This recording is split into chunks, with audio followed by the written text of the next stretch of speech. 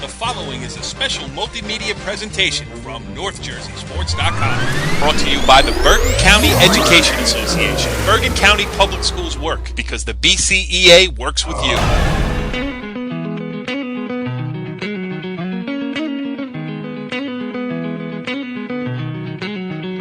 We are Talkin Hoops, NorthJerseySports.com's original multimedia series talking all things North Jersey basketball. I am Corey Doviak. This is Season 1, Episode 2, and the guest list is full tonight, not only with interviews that we will do with local coaches, and we will do them, as Bergen Catholic head coach Billy Armstrong and West Milford boys basketball coach John Finke are set to join us later on in the show. But we got a full panel here. Co-host is Bergen Field Athletic Director Tom Curry. And Coach, what's going on? Well, Corey, nothing much. I saw Teaneck. We played Teaneck last night at Bergenfield, and I got to tell you, their freshman point guard is just something else. That young man can play basketball. He is terrific. Yeah, you know, Bergen County finally rids itself of Shakir Lindsay, at least the competition for, he was there for 3 years at Teaneck, led him to 3 county championships, and he finally graduates. People think the door is open a crack, and then in steps the freshman from Teaneck and Washington, his last name is, and they seem to have not skipped a beat. Crazy. And Leandre Washington scored 28 last night. Yes, the voice you just heard is NorthJerseySports.com student, intern, and 2013 graduate of Pascack Hills High School, a kid that we used to cover but now happy to welcome as part of our panel. He is Andy Kovner of, Rutgers University now, and a kid who has never seen The Godfather nor Goodfellas. Andy, what do you have to say for yourself? Well, first, I just want to thank you for letting me come on the show tonight, Corey. It's been a blast so far, and I've been really impressed with all the action I've seen around the county so far, and I'm just looking forward to getting out and seeing more teams. Yeah, well, you've been doing a great job as you're on winter break here. Third member of our panel is NorthJerseySports.com basketball insider Richie Ballgame Barton. What's going on, Richie B? Not much. Just hanging out. Again, talking hoops. That's what it's all about. What a great name for the show. I mean, we're just talking hoops. That's it. You're really patting yourself on the back there, pal, aren't you? Yeah. Well, here's a sneak peek. I think John Finke gives me a backhanded compliment later on in the show. So I just want to, I want to get my credentials out there before I take a ripping. So, interesting stuff. You know, it's finally the part of the season. We did the show last week, and we've been doing basketball shows under different names for many years here on NorthJerseySports.com. And this is it's a little disjointed at the beginning of the season. You get those 2 early games, then you get Christmas tournaments all over the place, hard to follow. Now we finally have about a week of action behind us now, and I've been able to get out, see some teams, and really get a feel of what's happening across North Jersey basketball. And we'll start with what Coach Curry mentioned earlier, is Teaneck. I covered Teaneck last Saturday against Pascack Valley, and Pascack Valley is a very good team. It's one of those teams that, is closing the gap toward the top of the county. A lot of good seniors on that team. They're in a 6-point game with Teaneck, and Teaneck finds winning in the fourth quarter. Teaneck finds a way to come back and win. And Tom, it's really unprecedented what Teaneck is doing here. They're a 3-time defending Bergen County champion. They have lost so much talent, not only after last year, but after the last 2 years. And to just keep it rolling like this is almost unprecedented for a public school in Bergen County. Well, Jerome Smart does a real good job. I'm very impressed with his, not that he has to impress me, but he does a great job with the kids. They all buy in. They pass the ball together as well as any team I've ever seen. Their interior passing is very good. They get you to commit, and then they find each other. And that's very hard to defend, late in the game or even early in the game. If you can pass the ball in the interior and create things for your big guys, you're going to be a good team. You're going to be hard to deal with, and you add speed and quickness, and boy, that's a tough combination. It's funny too. I saw them last Saturday, and a couple guys that I talked to on the circuit here, they're like, how's Teaneck looking? I gave them, a couple of names. Miles McLeod, the center. The kid, he's very quiet, does all his work on the offensive glass. He doesn't need to have plays run through him to score. He scores off the glass, and I'm saying, like McLeod is the guy you got to look out for. Then Tom, you see him. And Washington is the guy who goes off for him. And there's other guys who have stepped in. You know, Cesar De Jesus, when I saw him, he had 4 points. Then they go out and beat Passaic Valley, and he had 20 points. So they really do buy in. And I taped the interview that I did last Saturday with Jerome Smart, and I asked him that question about just trying to protect what they have now as people think they are trying to close the gap. So let's take a listen to what Jerome Smart had to say. Yeah, it's different. It's a different team, different makeup, and we're going to be challenged all year because, we always had people who, I'm not going to say other teams feared or other players feared, but they respected their talent level. And like now, like nobody respects these kids' talent level. Like they have to go out and prove it. Right. And it's going to be very difficult moving forward. Especially the more games we have like this where it's close, the more teams are going to believe they can beat you. Yes. In years past, we were blowing people out, so people weren't confident coming here. They weren't confident playing us anywhere because we were killing everybody. And now, these close games, 9 points, Old Japan, 6 points, Pascack Valley, 2-point overtime loss to East Side. Like now people are starting to say they came back to the pack a little bit, and I think people are a little more confident in playing this. It's interesting because then they go, that was Pascack Valley, and then Bergenfield, Tom, your team was undefeated going into that game. I know, really looking forward to it, and Teaneck just keeps on keeping on. We're pretty good on the defensive end. We struggled a little bit in the middle of the third quarter, and it kind of got away from us. But we had opportunities to get back in the game, but the Washington kid just took over the game. He was very impressive point guard for a freshman. Not only just for a freshman, for any age level, he was super. Yeah, and another advantage that Teaneck has going for it is that the front of its jersey says Teaneck. Andy, you're a good guy to ask. You played, last year on the varsity level. Not so much specific players or anything else, but when I don't even know if you did play Teaneck, but if you knew you were going to play Teaneck with the history and their reputation, how hard is that in the locker room getting up for that game? Obviously, you think you can beat anybody as a player, but, realistically, Teaneck has a little bit of an intimidation factor to it. Yeah, talking about playing Teaneck, it was kind of the same deal last year when we knew we were going in to play Hackensack in the county tournament. They had Rashard Figures last year, who obviously everyone knows about. And Teaneck's the same type of thing. They had Joel Hernandez and Shakir Lindsay. So right away when you find out that you're playing Teaneck, you instantly think about those two guys and, wow, it's really going to be tough for us to stop them. And, you don't give yourself much of a chance, and you kind of go into the game saying, well, maybe if we can do this really well and we're really hot from three, then maybe we'll have a chance. But when you're going in to play Teaneck, you always know you're the heavy underdog. Yeah, and you got to shoot well. You can't turn the ball over, and then against those teams, that's a lot easier said than done. It's easy to make a game plan, not easy to follow. Yeah, and one thing with Teaneck, I've talked to a lot of people about them so far, and everyone's talking about the freshman Washington. People are talking about LeBron Green Reels and De Jesus, who played well last year. But not a lot of people are mentioning Corey Brown, who's bounced around the county. He started off at Hackensack, then he went to Garfield, and now he's with Teaneck. But he's a great player, and I think he'll be very important to them going forward, and someone a lot more people are going to talk about as the season keeps on. Yeah, that's a great point. It's a name I didn't mention from the Pascack Valley game, but he was huge in that game as well, and he brings some. Yeah, he's that classic wing player. He can put the ball on the floor. He can hit a pull-up jump shot. He can hit a standstill jump shot. So he definitely, a kid like that coming in to bolster Teaneck. You're right, that he's living a basketball odyssey. Started out in Hackensack and now finishing his career at Teaneck. It's pretty crazy, too. Mentioning the name Hackensack, Tom Curry, you have a close association with the head coach at Indian Hills, and Indian Hills actually pulled off a win over Hackensack earlier this week. Your son, Tom Curry Jr., is the head coach up there.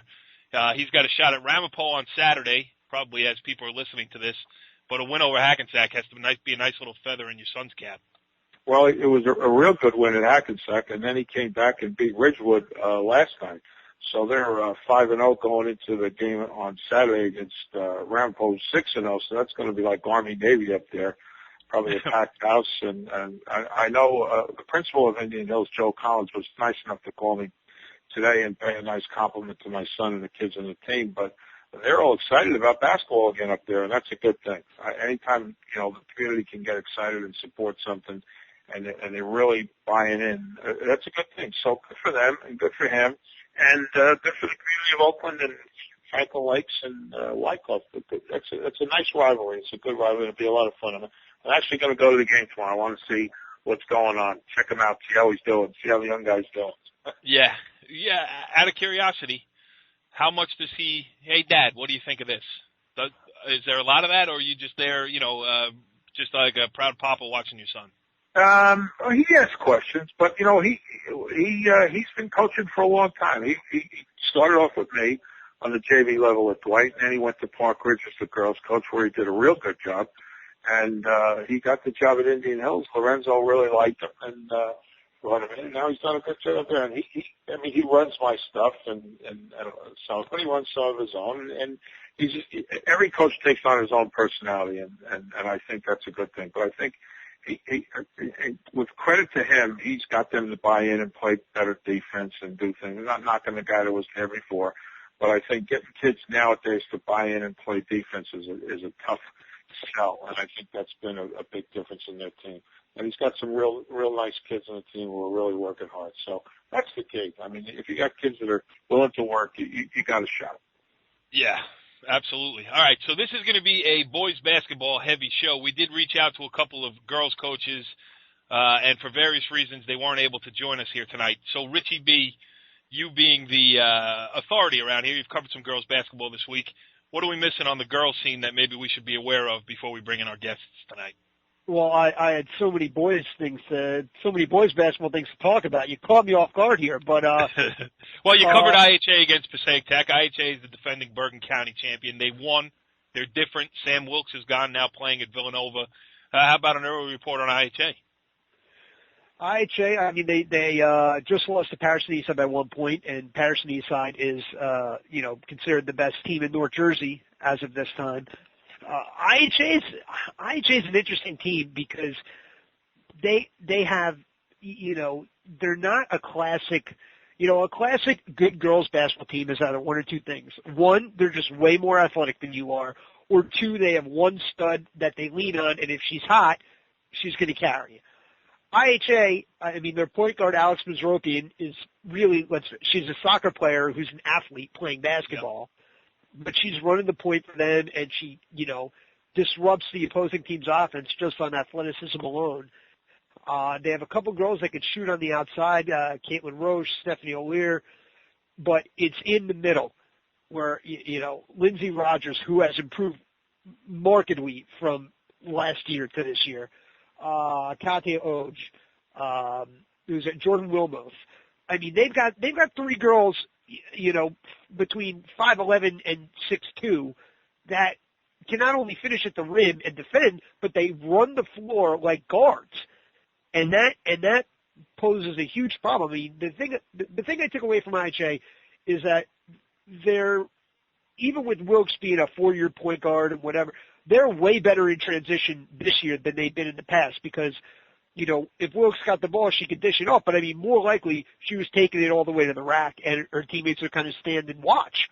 Right. And now you got Ms. Ropian going up the court, and she's got 2 or 3 options that are 6 foot that can finish.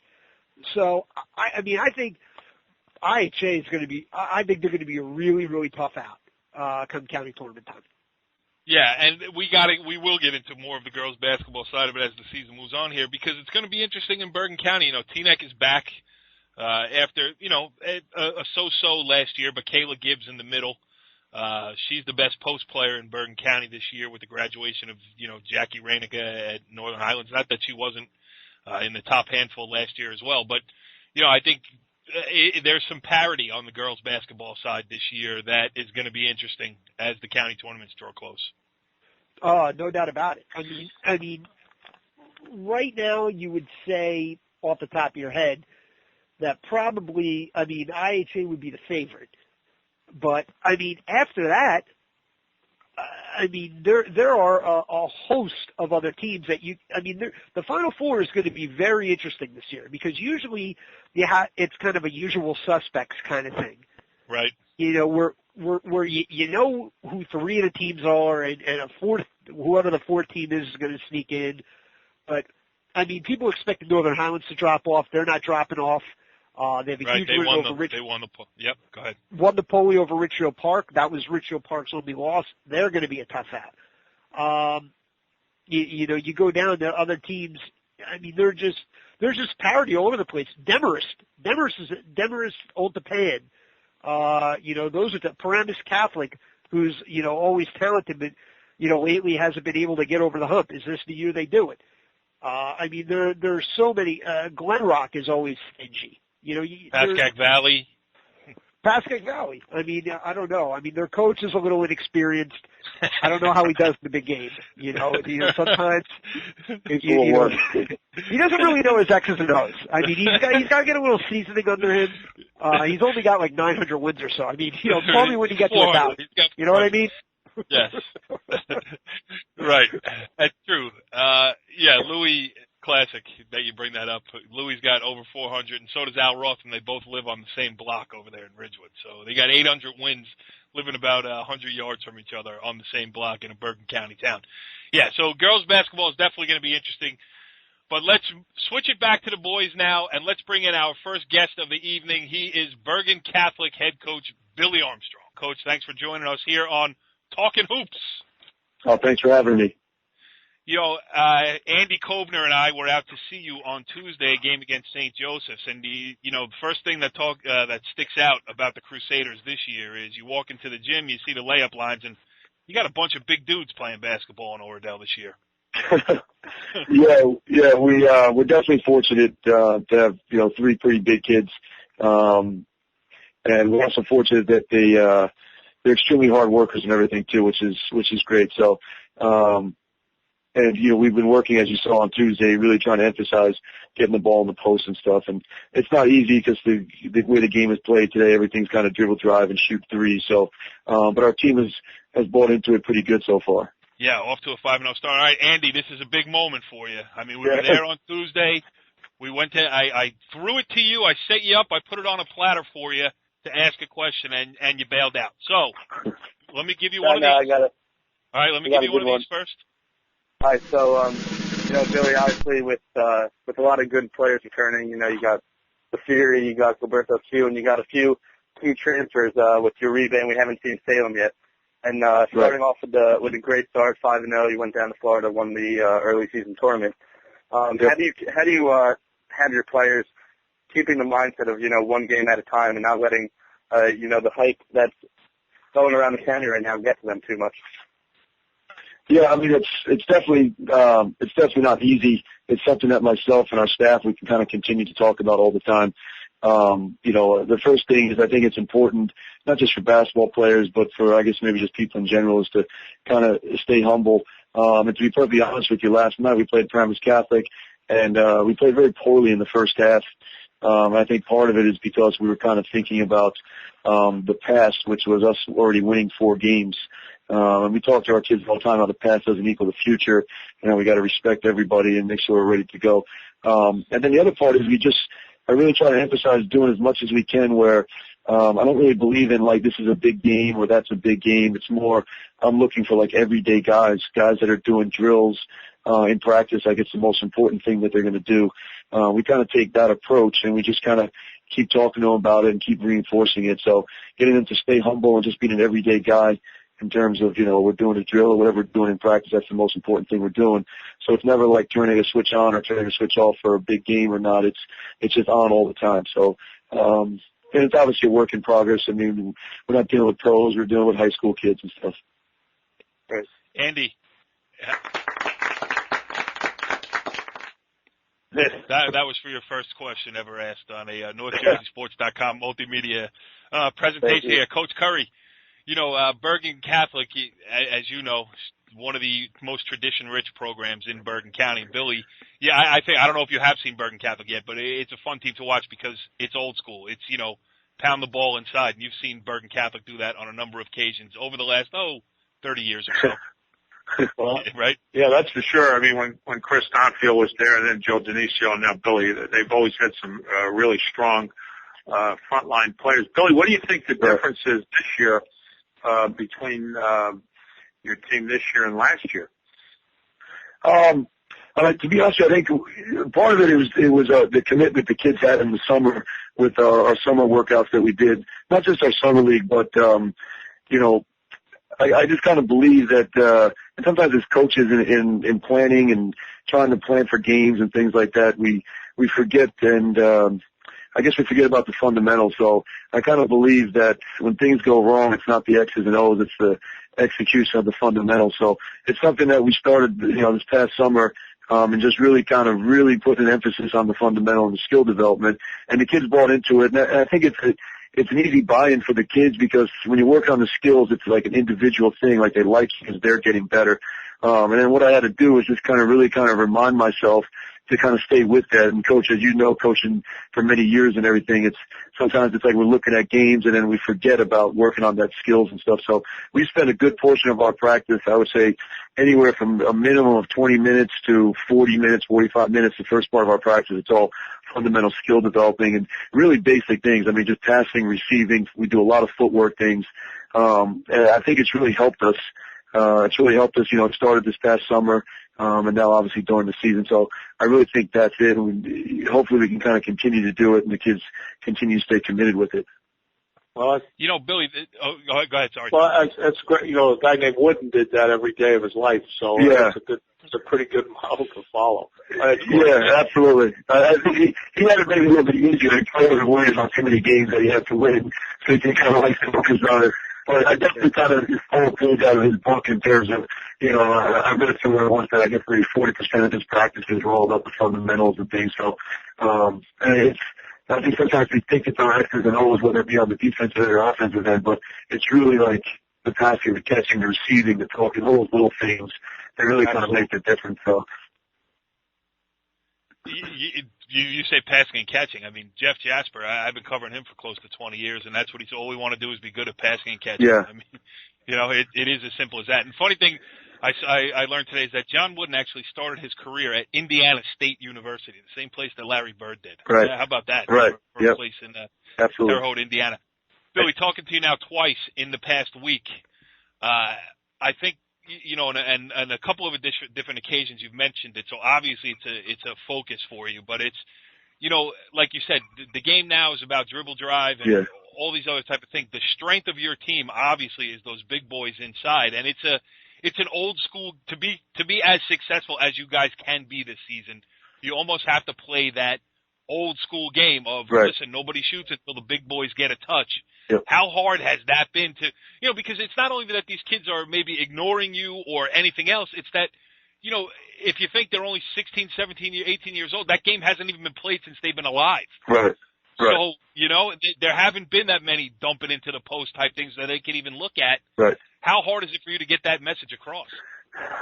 It's definitely not easy. Like I said, we started it this past summer, and as a staff, we just had to look at our team and really kind of evaluate, what do we need? What are we missing here? What are our strengths? And that's kind of one of the obvious strengths and everything. So, I think it's like anything. I mean, it's just the repetition and the reinforcement and the positive reinforcement. So it definitely helps that we were able to win a couple games early in the season.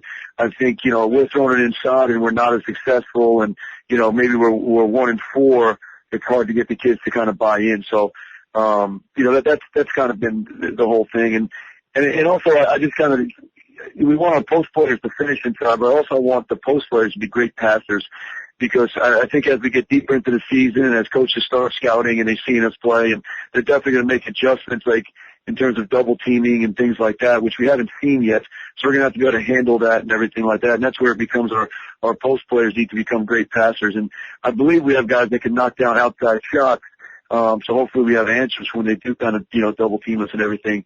But I think being successful and being able to win some games, I don't care if it's, 2014 or 1960. When you're doing that, it's much easier to get a captive audience. It's much easier to get your kids to buy in. So, we'll see if we can keep it going. Yeah, and the little guys will like it when the big guys are getting double teamed. They realize there's no hand in their face when they're shooting. Right, so. Right, absolutely. So, yeah. I think a big part of it too is that we we press a lot, and our defense has been pretty aggressive and things. And because of that, we've gotten opportunities in fast break and in transition where our guards get opportunities to get shots and make plays and stuff. So there is a balance there, in terms of the post feed, definitely in our half court offense.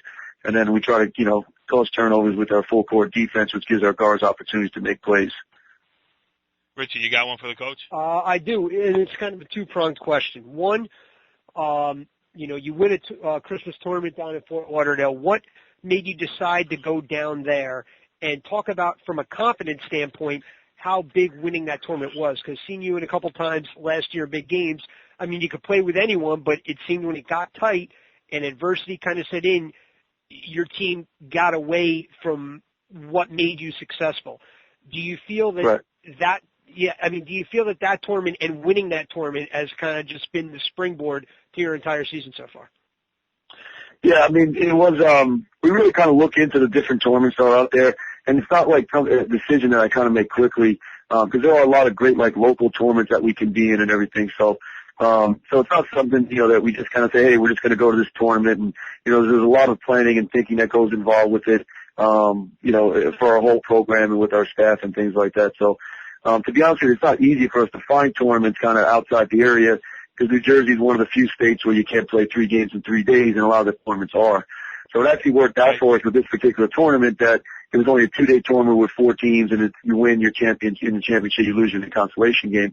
And it was, South Florida and things like that, so it wasn't too far of a plane ride and whatever. So, and I would say our main reason to do that is to build our team, and the benefit, win, lose, or draw, we go and play in these tournaments. The benefits, our kids are in a hotel with each other for 4 or 5 days.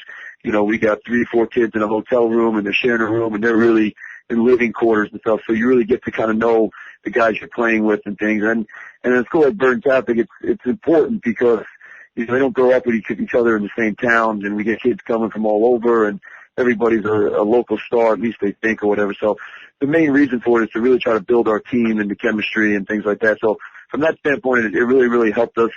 The championship game we played against Fort Lauderdale High School, it was a tough game for us. They were very good, and I think they were like 10-3 at the time.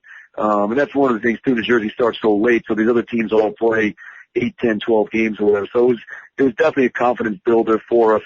As we came back home and everything. And then the flip side, though, it does make me nervous because sometimes we go away and the kids think they're on vacation, and then they come home and they're still on vacation, and you wonder, sometimes it might cost you a game or two. So, it didn't this year, but I was definitely happy with it. Now, one more reason to play basketball instead of wrestling is that the wrestling team at Bergen Catholic went to Minnesota during the coldest day in the history of the United States of America. Yes. And you guys were on South. Absolutely. So, Fort Lauderdale. I reached out to Coach Bell and wished him good luck as I was sitting on the beach and stuff. Right. Good luck with the de-icing. Right. I will. Right. Another pina colada, please. Right. Coach Curry or Andy, I don't want to cut you guys short here. You got anything else to ask the coach, or can we send him on his way? Well, I just want to ask him. He's got a big game tomorrow. You're playing Don Bosco tomorrow, right? Isn't that right. Tomorrow? What does that look like? How's that shaping up? They're very good. I got an opportunity to see them twice and everything. So they're coached well. They have very talented kids. Everybody knows obviously about Paul Jorgensen and how good of a player he is. He's not the only kid on that team. I think they got a bunch of kids. Jack Ely does a tremendous job, offensive rebounding and just kind of making a lot of winning plays and stuff. So, it's definitely a major test for us. I'm happy that we have them at home. But at the same time, we've only played 5 games and we have a lot to go here. And I'm hoping that we continue to get better and continue to improve.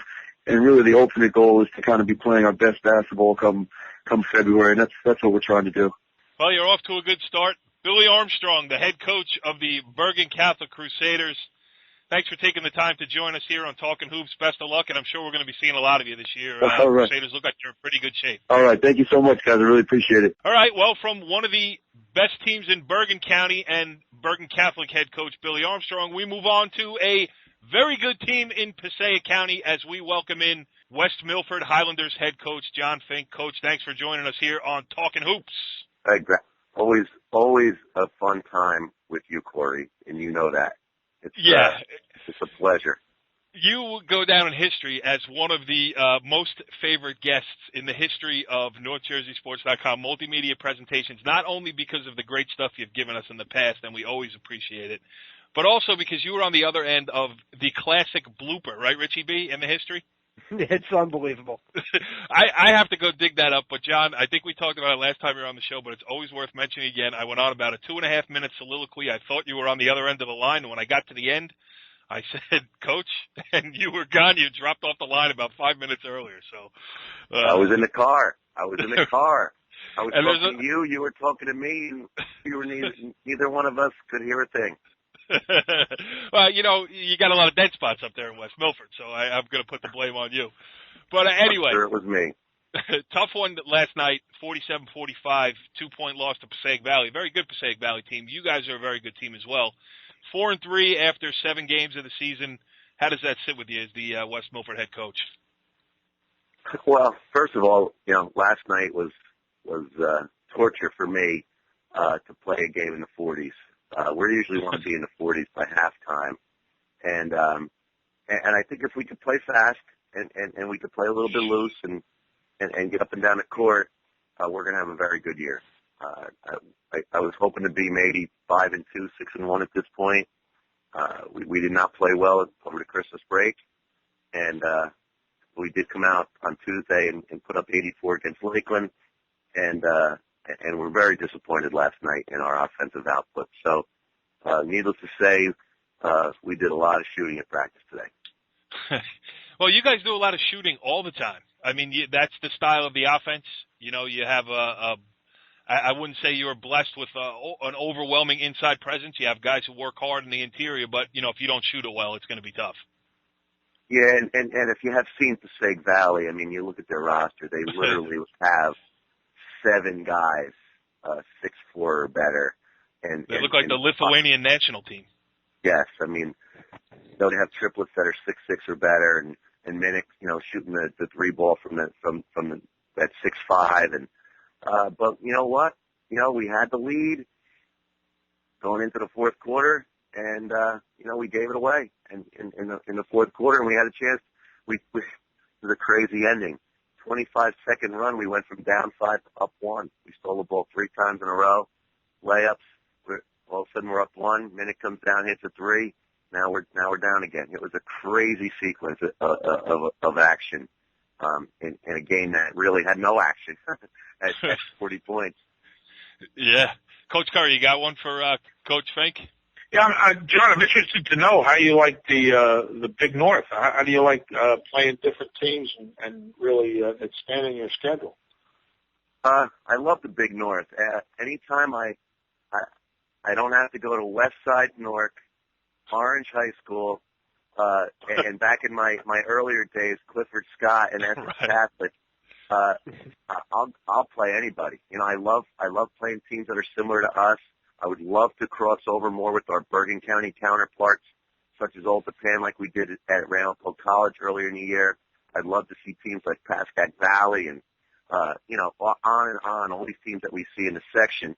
I'd love to see us cross over more with them, maybe every other year, than to always cross over with our Passaic County counterparts, like Passaic County Tech, Eastside, Kennedy. I would like to see a little bit more give and take with the Bergen County schools that we're so similar to.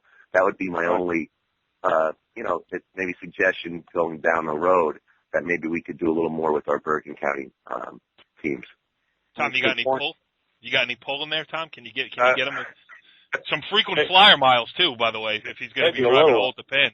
I understand how when you go from West Milford to Newark, I'd want to play anybody north of Hasbrook Heights. I wouldn't care. Yeah, right. Yeah, that's true. I mean, John, the old Skyline, the old Skyline division of the Northern Hills Conference, that was crazy back then too. I have been covering you for a long time. Andy, here's a big one for you. You got to play against Coach Finke. How about you got a question for him or something to say? I mean, his team does play a unique style of ball. I mean, the way he was describing it, lets you get up and down, shoot a lot of threes. Sounds like the Pascack Hills teams that I've played on the past few years, and it sounds a lot like the team we have this year and what we usually like to do. Yeah, Coach Fink, do you remember Andy Kovner? Did he beat you for a late one? No?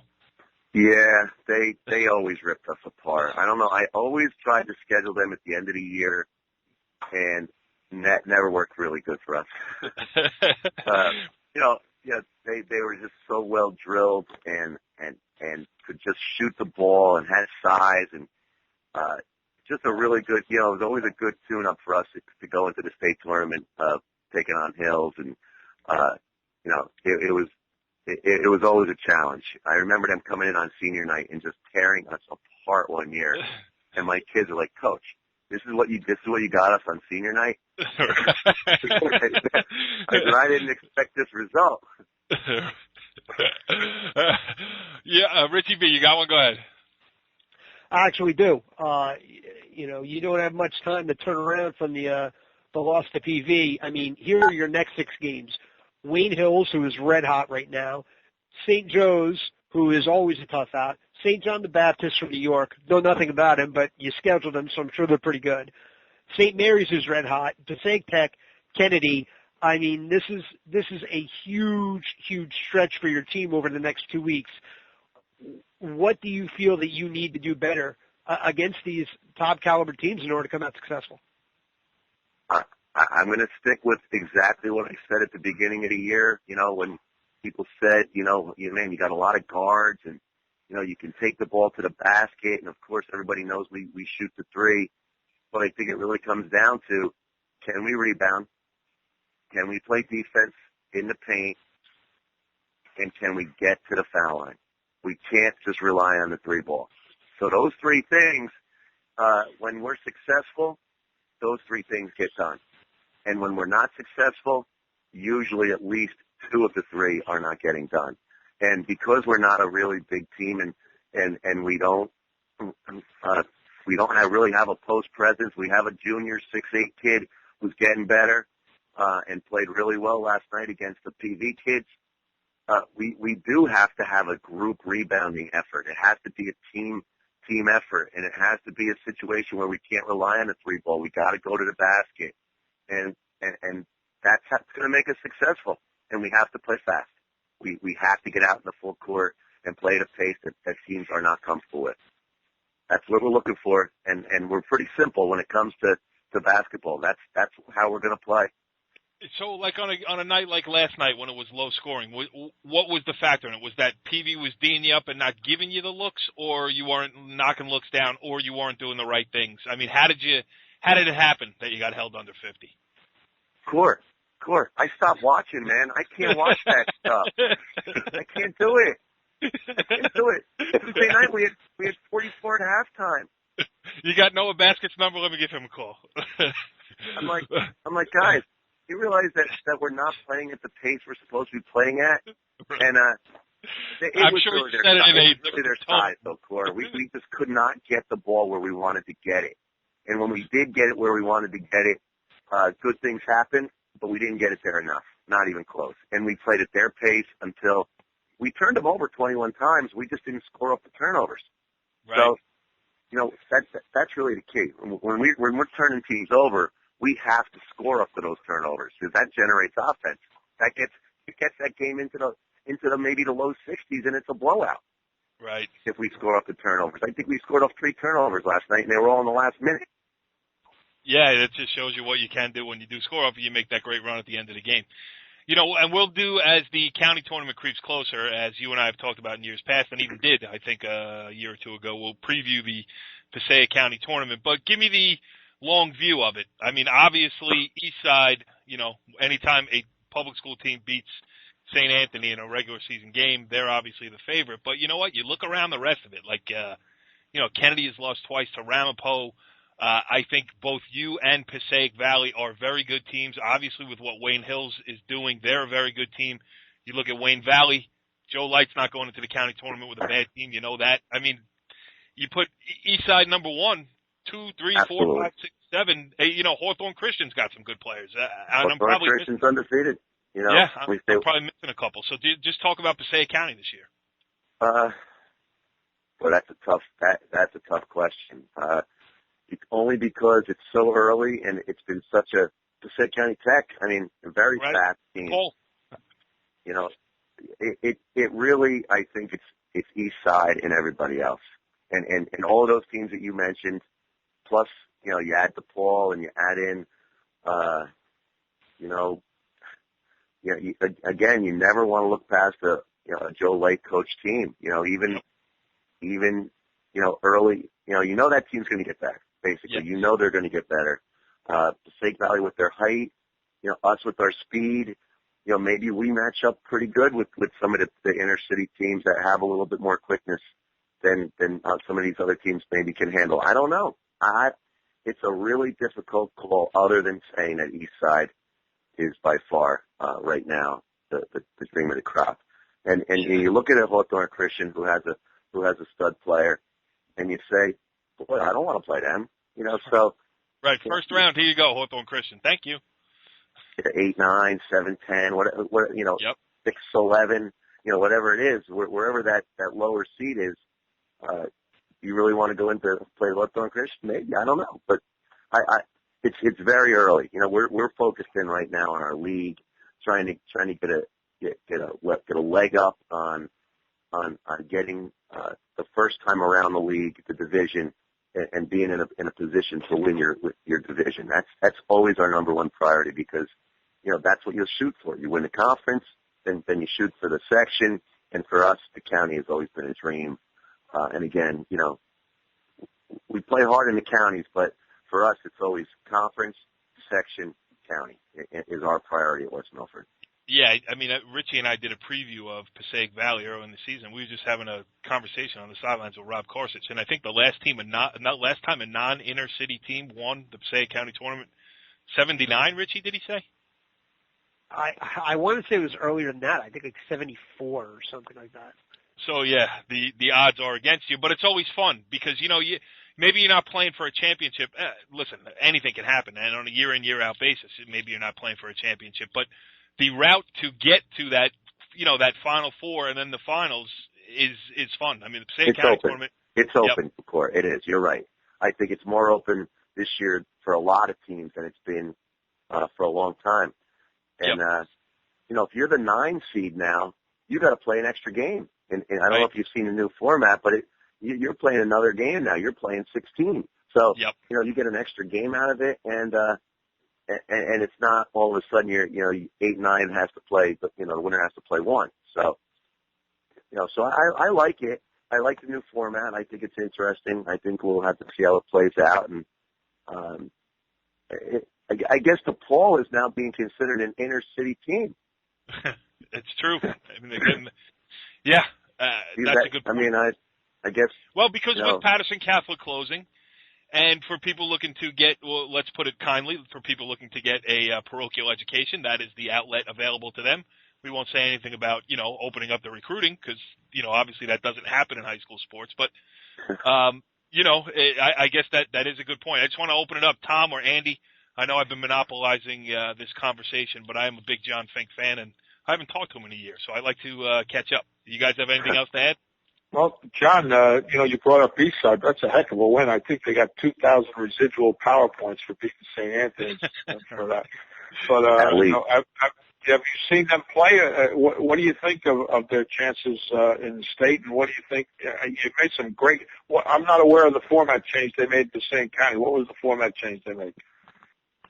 They added a play-in round for the bottom seeds, so it would be a chance for the 14 seed to maybe get a win playing an 11, and then those teams play in and play the next round. So I think 1, 2, 3, and 4 actually get 2 buys into the quarter. Oh, that's interesting. Yeah, it's an interesting format. We're trying to.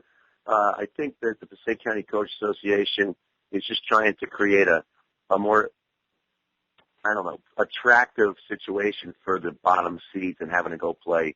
In the past it was always Patterson Catholic, but now it's Eastside and DePaul and Kennedy and last, Passaic, and so I just think they're trying to be a little softer, and maybe we can get a situation where the lower seeds get a win and they can say, hey, we got a county win out of this, so it works out pretty good. But to answer your question about Eastside, we had Eastside scheduled for January 4th.